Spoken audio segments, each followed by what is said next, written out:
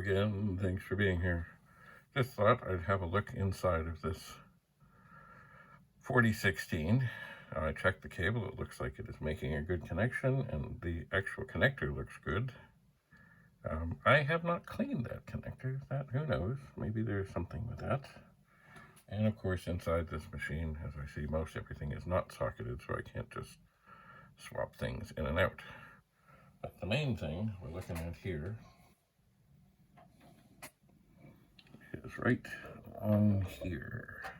This is the connector. This is the cable. They are lined up. You can even see the little, if you look between the pins, the little dividers. It's all good. It's all fine. It's just not working. So, the cable is on. The cable is on the drive. They're kind of talking because when you reset the machine, it resets.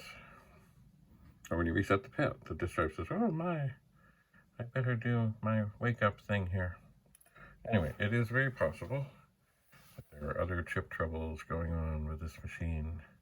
Subtle failures that don't keep the machine from coming alive, but just don't let it work. Anyway, and you know what? This cable is lovely.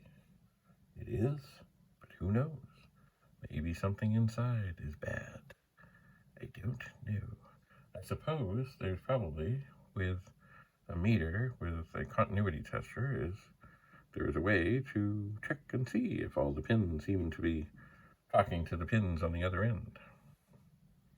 I would think. Anyway, this was supposed to be a quick operation to just verify the drive is good and everything is good, and it's, of course, it's not quick.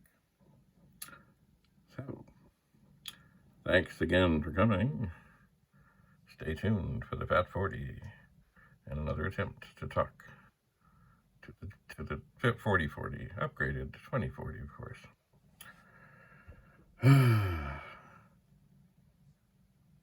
And you wonder how things take so long. Anyway, stay tuned. More to come. Bye for now.